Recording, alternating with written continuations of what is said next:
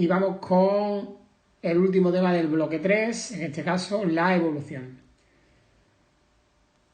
Y es que los seres vivos están sujetos a procesos de cambio y la evolución biológica no es otra cosa que ese proceso de cambio que sufren los seres vivos y que lleva a la aparición de distintas especies.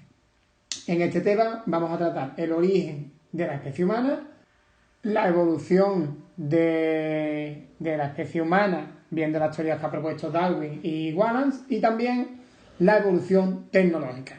Vamos con el primer apartado, la evolución de los seres vivos. Hay varias teorías. En primer lugar está la teoría denominada fijista o creacionista, y es que durante muchos años se piensa que los seres vivos fueron creados por Dios tal y como los conocemos hoy en día. Y por otro lado están las teorías evolucionistas, que proponen el cambio como explicación de la diversidad de seres vivos que vemos y que tenemos en la actualidad. Destacan las teorías de la selección natural propuestas por Charles Darwin y Alfred Wallace. Apartado 1.1, pruebas de la evolución. Esta evolución de la que hablamos ha existido, pero para afirmar esto tenemos que basarnos en una serie de pruebas. Estas pruebas son las siguientes, para ello he preparado este esquemita. Tenemos pruebas biogeográficas, consisten en la existencia de especies parecidas que habitan en un lugar relacionado por su clima, vegetación, etc.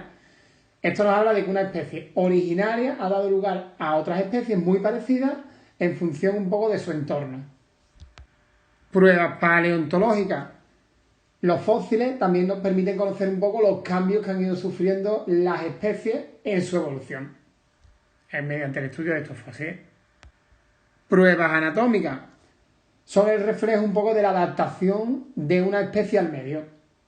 El estudio de la anatomía de distintas especies nos permite ver que se parecen mucho en cuanto a sus órganos y a su estructura orgánica, ya que tienen el mismo origen evolutivo, pero que difieren en su forma, al haberse ido adaptando de manera diferente al medio. Pruebas embriológicas. El estudio de los embriones de los vertebrados nos permite comprobar que las primeras fases de desarrollo son iguales para todos los vertebrados. Y solo al ir avanzando el proceso, cada grupo de vertebrados tendrá un embrión diferente al del resto en su evolución. Y por último, pruebas bioquímicas. Consiste en comparar ciertas moléculas que aparecen en todos los seres vivos y podemos comprobar que serán más parecidas cuanto menores diferencias evolutivas haya entre sus poseedores, entre los que tienen estas moléculas. Y bueno, esta batería, este conjunto de pruebas permite afirmar que la evolución se ha producido, ha existido, es un hecho. Apartado 1.2, selección natural. La teoría de Darwin y Wallace proponen la evolución por lo que se llaman la selección natural, que se puede resumir en los siguientes puntos. En que todos los individuos de una especie no son iguales, sino que existen diferentes caracteres que se generan al azar, igual que pasa con las personas, por ejemplo, que hay unas personas más altas, otras más bajas, una con una constitución más fuerte, otra menos, ¿vale? Pues viene a decir un poco eso, que los caracteres van a variar de forma aleatoria.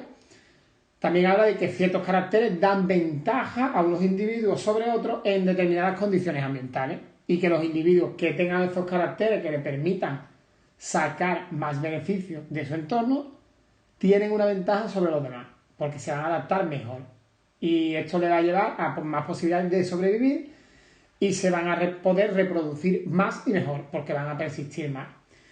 Y al ser estos los que se reproduzcan, van a permitir que esas características ventajosas aumenten en las generaciones sucesivas, en las generaciones que vienen posteriormente. Y es lo que se conoce, como decimos, como evolución por la selección natural. Neodarwinismo. El modelo de Darwin y Wallace tenía algunos puntos flacos o algunos puntos oscuros. Y a mediados del siglo XX se introducen conocimientos nuevos, entre ellos la idea de mutación o cambio en el material genético. La variabilidad de caracteres se debe a la mutación que se origina al azar. Mutaciones que son heredables además, como decíamos antes, y que algunas de ellas producen cambios que permiten a los individuos adaptarse a estas nuevas situaciones de mejor forma. Historia de la vida sobre la Tierra, punto 2. Todos procedemos de un mismo antepasado común y todas las especies han evolucionado bajo la acción de la selección natural de la que antes hablábamos. Ese antepasado común probablemente fue un microorganismo unicelular, como la bacteria que tenemos en la imagen que está aquí. Y hay diversas teorías de cómo surge la vida y de qué características tenía aquel antepasado común del que todos procedemos. Pero la realidad es que aún se desconoce a ciencia cierta. 2.1. Grandes hitos. En este apartado vamos a ver un poco una línea del tiempo, cómo ha ido los principales momentos de la historia de la evolución de los seres vivos. En primer lugar, nuestro planeta se forma hace unos 4.500 millones de años. La vida podría haber surgido hace aproximadamente unos 4.000 millones de años, en un mundo acuático, eso sí. Las primeras células, que eran muy simples, se pudieron haber formado hace unos 3.500 millones de años, y también los primeros organismos que hacían la fotosíntesis, lo que permitía pues, producir oxígeno. Y esto ha transformado la atmósfera terrestre y ha dado una serie de condiciones, ha permitido una serie de condiciones que permiten el desarrollo biológico que ha venido posteriormente.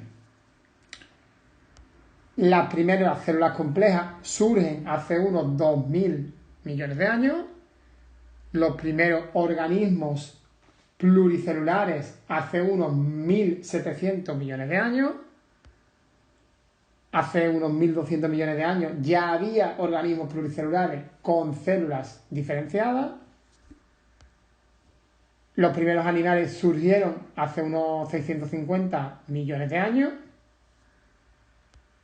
Hace unos 550 millones de años, es decir, 100 años después, los primeros vertebrados. Las primeras plantas terrestres aparecen hace unos 445 millones de años. Los primeros anfibios, unos 30 millones de años después, hace unos 415 millones de años. Los primeros insectos hace unos 400 millones de años. Hace 320 millones de años los primeros reptiles. Hace 250 los primeros dinosaurios y también los primeros mamíferos ovíparos. Hace 200 millones de años aparecen los primeros mamíferos marsupiales y las primeras aves. Hace 65 millones de años se extinguen los dinosaurios, lo que permite también que a partir de ese momento los mamíferos se desarrollen tanto en tamaño como en número de especies. Los simios se diferencian del resto de los primates hace unos 25 millones de años. Hace algo más de 2 millones de años surgió el género al que pertenecemos, el género Homo. Y por último, hace unos 250.000 años surge nuestra especie, la especie humana actual. Y vamos con el apartado 2.2. Origen de la especie humana. El ser humano, como el resto de especies, ha surgido por un lento proceso evolutivo que ha ido seleccionando ciertos caracteres frente a otros. Y bueno, aquí tenéis una presentación donde viene también muy bien explicado los hechos que han desembocado en la aparición de nuestra especie. Pero para explicarlo un poquito mejor, yo os he preparado este esquemita de aquí. Hechos importantes en el origen de la especie humana. Primero de ellos, cambios geológicos, climáticos y ecológicos. Esto ocurre hace unos entre 6 y 7 millones de años y los primates que vivían en ecosistemas arbóreos pasan de vivir ahí a unos de árboles aislados y pastos, por lo que tienen que adaptarse. bipedestación hace entre 4 y 6 millones de años, y debido a este cambio de entorno, los individuos tienen que adaptarse, y para ello aparece la bipedestación. Empiezan a andar sobre las dos patas traseras, que son las dos piernas como hacemos ahora, ¿vale? Andando erguidos.